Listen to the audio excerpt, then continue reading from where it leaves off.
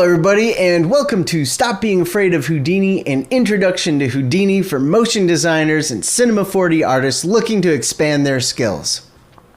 I'm going to start this whole thing off with three bold words. Houdini is easy.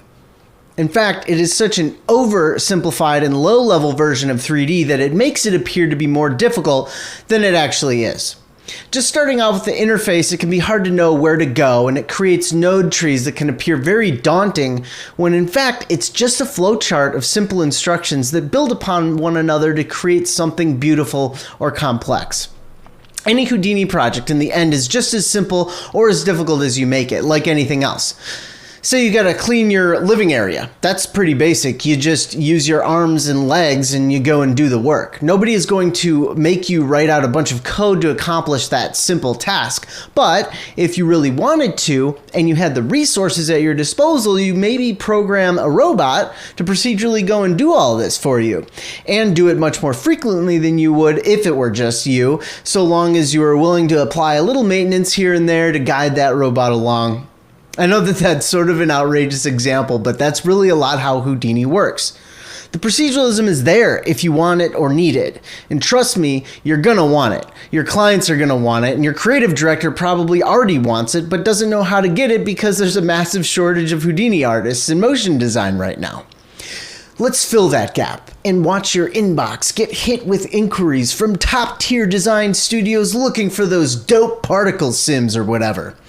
I'm confident that if you've learned a 3D package such as Cinema 4D, you're probably a pretty smart person. You've probably done a ton of tutorials and invested a massive amount of time and money into bettering your knowledge and skills. Well, Houdini is no different in that regard, other than the fact that you won't have to spend a dime on plugins because you'll eventually be able to create them all from scratch. But to get to that level, you have to start somewhere. And if you've ever opened Houdini and just tried to do some stuff all on your own, it becomes very apparent very quickly how not your father's Cinema 4D this software is.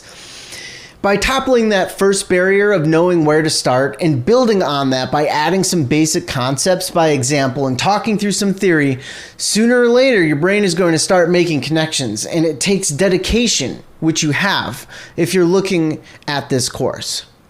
You just got to give it your all and keep pushing through.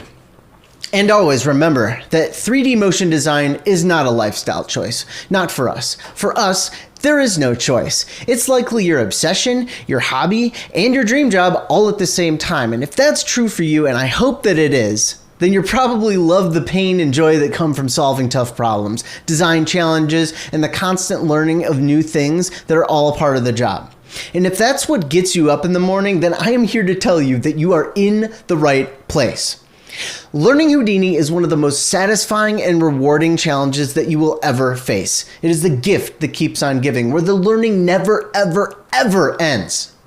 It is my honor to share with you what I've learned over the years and to be part of your journey and to let you know that there is nothing to be afraid of.